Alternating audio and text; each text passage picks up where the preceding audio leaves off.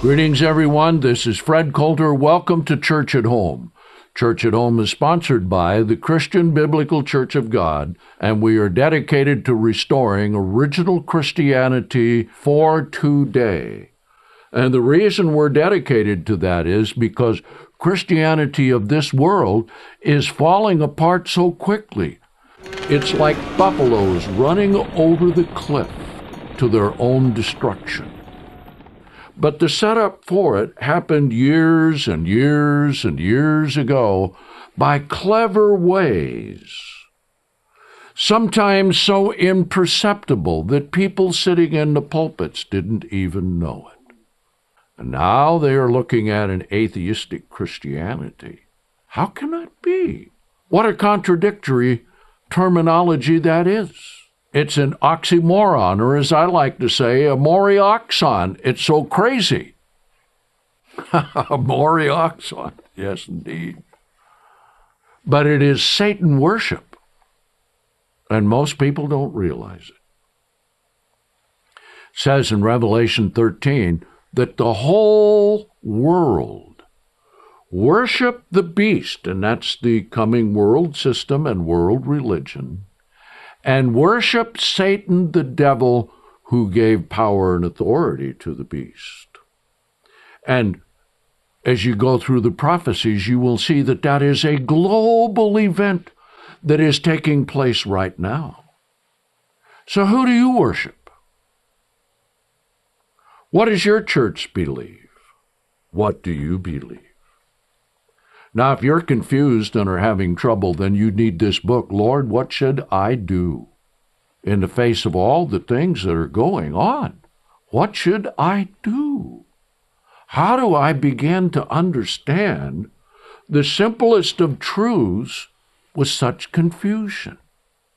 So let's ask the question, how did it happen? What were the tactics that were used to change everything from God to Satan, from truth to lies, from good to evil? How did that happen? Well, it happened just exactly as Satan has always done. Now, when God first created Adam and Eve, he told them, do not eat of the tree of the knowledge of good and evil. For in the day that you eat thereof, you shall surely die, or in dying you shall die. But of every other tree of the garden you may freely eat, which included the tree of life. So when Satan the devil was allowed to come into the Garden of Eden, Adam did not defend it, because part of keeping the garden was to defend it. Instead of telling the serpent, get out of here, get you hence, Satan, they ate of the tree of the knowledge of good and evil. Now, how did that come about? Well, Satan came in and he said, yes, is it really true that God said, you shall not eat of every tree of the garden? Now, what did he just do? God said, you may eat of every tree of the garden to Adam and Eve. So Satan comes along and he changes the terminology. He changes the meaning. And he says, if you eat of that tree, you will become like gods. And of course, Adam and Eve, created by God, God appeared to them just much like a man. They all lived in the Garden of Eden. They saw God, they talked with God, and here comes a serpent. And he changes it. Remember what we have discussed? You have theses, which is the current status quo. You have antitheses, which is a challenge to the theses. Then you have synthesis, which is the solution. That's exactly what Satan did there. And you know what happened? They sinned, and their eyes were open to evil. And God removed them from the Garden of Eden. Well, now the same tactics are used over and over and over again, which is simple. Change the meaning of the words. Now, they've done that in Christianity. Now, here recently, as we've seen this debacle this past summer leading up to the great new jobs bill by the President of the United States, Barack Hussein Obama, that certain leaders in Congress said, you can't use the word stimulus anymore. Call it a jobs bill. Change the words. Change the meaning. That's how everything that changes from truth into a lie, you change the meaning of the words. Give you an example. When I began pastoring years ago in the middle 60s up in Utah, we lived out in a community to the west of Salt Lake City. And of course, there in Salt Lake City and the whole state of Utah, that's all Mormon land. And they're diligent Sunday keepers. And of course, I learned all about Mormonism, and I know it has nothing to do with God. It has to do with their own doctrines. But to show you how they changed and perverted the word Sabbath. Now, Sabbath in the Bible is the seventh day of the week. God created it. God sanctified it. God made it holy. Now, here's a religious group that has their own righteousness, their own religion. They call themselves the Church of Jesus Christ of the Latter-day Saints, nicknamed Mormon, and they are predominant in that area of the United States. Fully 90% are Mormons. So here we are, those believing in the Bible, believing in God, and we have a small congregation there in a sea of Mormons. And so I'm driving down the road one day, and I see this big sign. It says, "Remember the Sabbath to keep it holy." And I was dumbfounded to see that sign. And then I read a little closer, and it said, "See you in church on Sunday." Change the meaning of the word. Just like in Europe today. They don't like to be told that their Sunday, the first day of the week, is not the day God commanded us to worship on. So what do they do with their calendars? Oh, they finagle it, and they make Monday the first day of the week and Sunday the seventh day of the week. So people reading it there in Europe, seventh day of the week, they look up at their perverted calendar, and it shows that Sunday's the seventh day of the week, and yay, every corporation in the world runs on that calendar, and Monday's the first day of the week. Did you know that? Change the definition, change the meaning, change the substance, and you change the belief. And you believe a lie rather than the truth. So in this report from the Netherlands, quote, another pastor argued for using the words of traditional Christianity, but meaning something totally different. Change the meaning of the word. Remember when the word democracy came into vogue? Yes, and remember the old Soviet Union? Well, you can still remember Russia today. It's no more democratic than a pig is a cow. But when they would say democratic or democracy to hoodwink the Americans or other people, they would think, well, democratic, that's like a cheer. Oh, we have a Democrat Party in America. Isn't that wonderful? They believe like we believe. No, their definition of democracy is totally different than what it is in America. Well, now today, it's not too much different. That's what they've done to the Bible. That's what they've done to Christ. That's what they've done to God the Father. That's what they have done to the commandments of God. They have changed the meaning. So let's see in this report how they describe it, because it's an astonishing thing to have atheistic Christianity, don't you think? And how did it become accepted in the Netherlands and is being accepted around the world? To where all of that which was supposed to be Christianity is being eroded, corrupted, undermined, and destroyed. And why? Because it's built on a foundation of lies. Let's see what this report says, continuing here now. All of this is familiar, at least in general terms, to anyone who's been observing mainline Protestantism in either the United States or Europe for the last half-century or more. The central doctrines of Christianity are first sidelined and hardly mentioned, then revised and finally rejected. That's how it happened. Redefine it. Change the meaning of the words.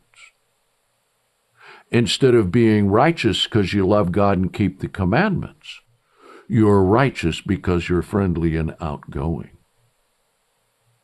You see the difference? Instead of having a spiritual love for God, now you have a musical and an emotional display toward God, which makes you feel good. And then other doctrines are added in. Continuing now in this report, behind that process is the argument that the world has changed and that Christianity must change with it. Oh, yes.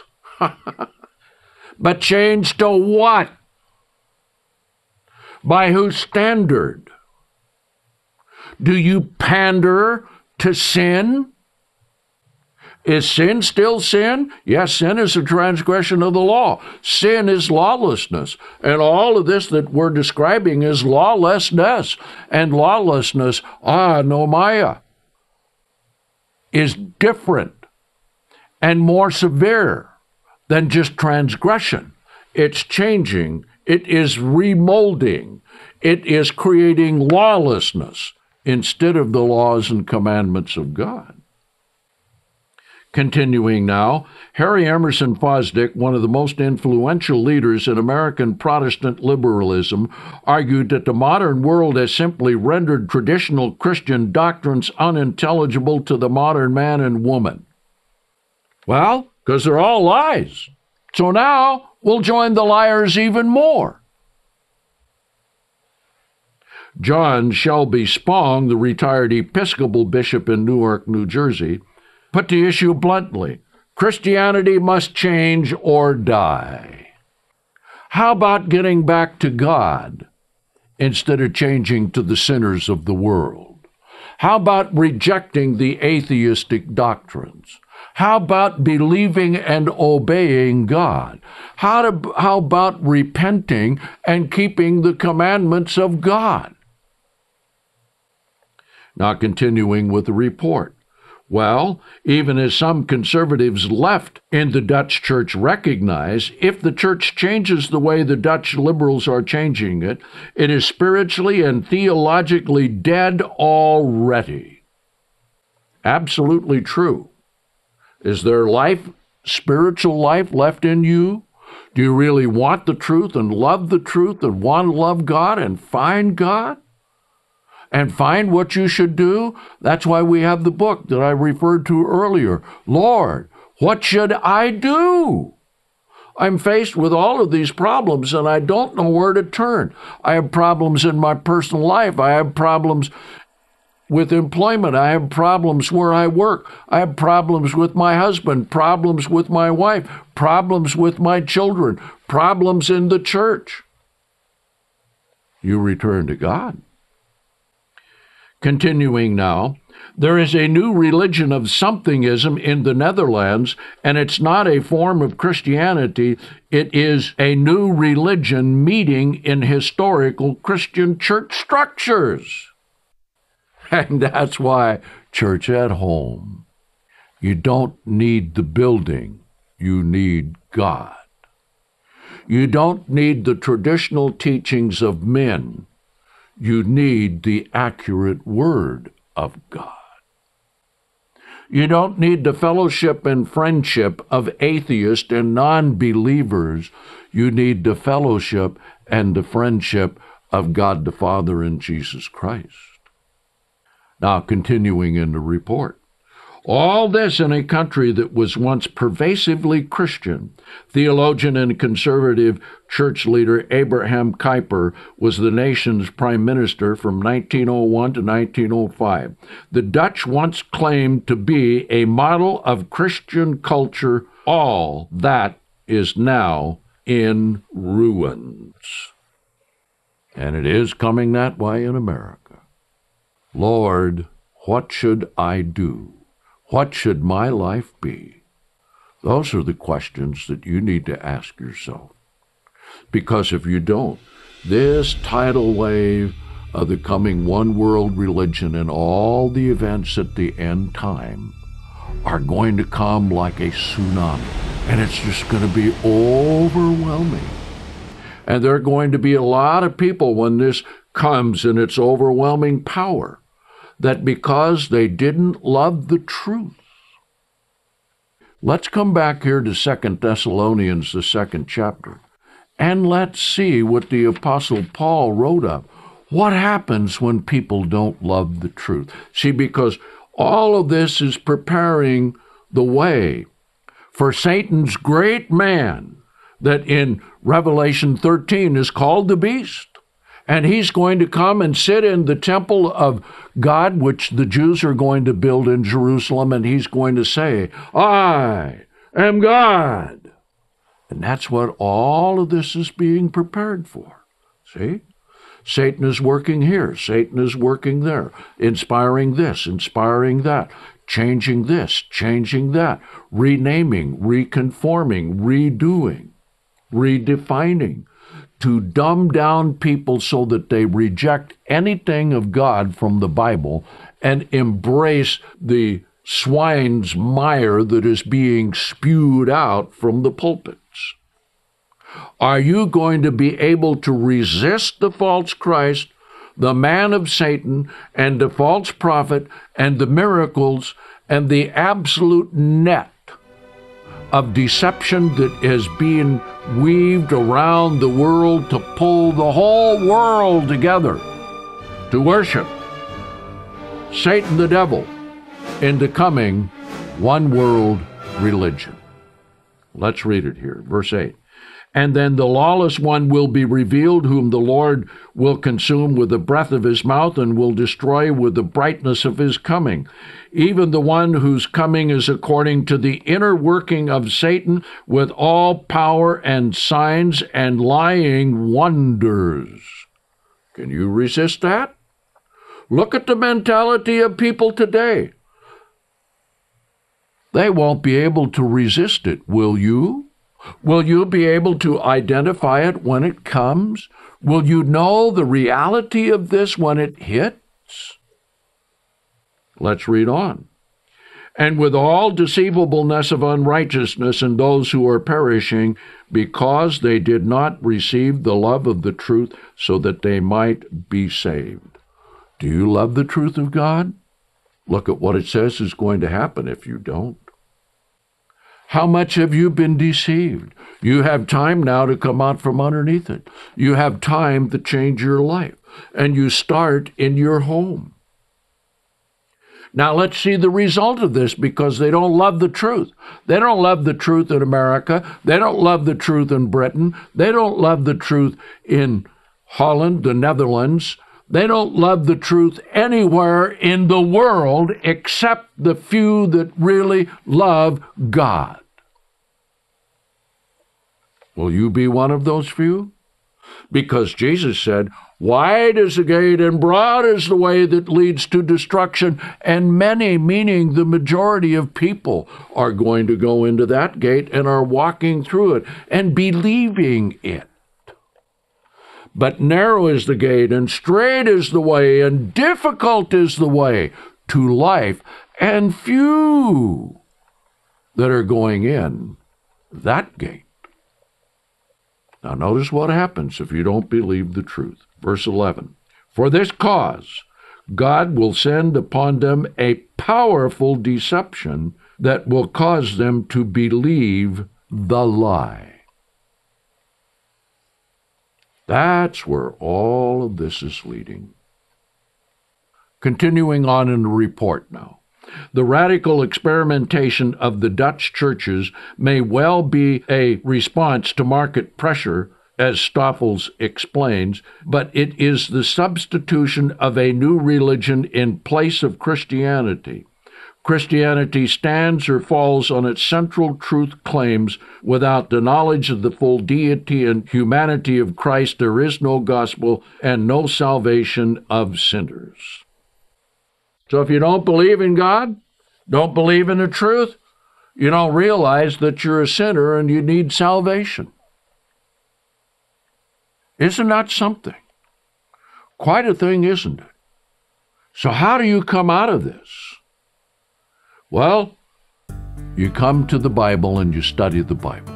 What you know and you understand, you obey and keep. And you start learning of the Bible so you, from the pages of the Bible, and with the Spirit of God to lead you, can come to understand what you need to do. Because this great lie that's sweeping the world in government and in religion and economics is going to come, as I said, like this great tsunami.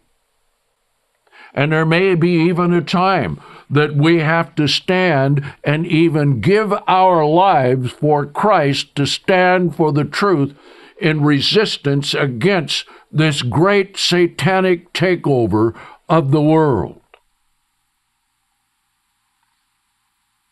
We need to understand that. Jesus died for us. Are we willing to die for him? Jesus died so we could be saved. Are you willing to die in the baptismal grave so you can live for Christ? Are you willing to believe the Bible and prove all things so that you can escape these difficulties? That's what you're going to have to do, and that's why church at home. See, the minister from the church on the corner cannot come into your home and deny you watching church at home. They can't come in and deny you reading and studying the Bible. And the Bible that you need is this Bible, the Holy Bible in its original order, a faithful version with commentary. This Bible is the most accurate English translation to date. This is what we use here on Church at Home. So once again, thank you for inviting me into your home. And I hope that these messages will help you to wake up and understand what's taking place in the world and what desperate conditions are coming upon the whole earth. And it's going to affect every one of our lives. So until next time, this is Fred Coulter saying, so long, everyone.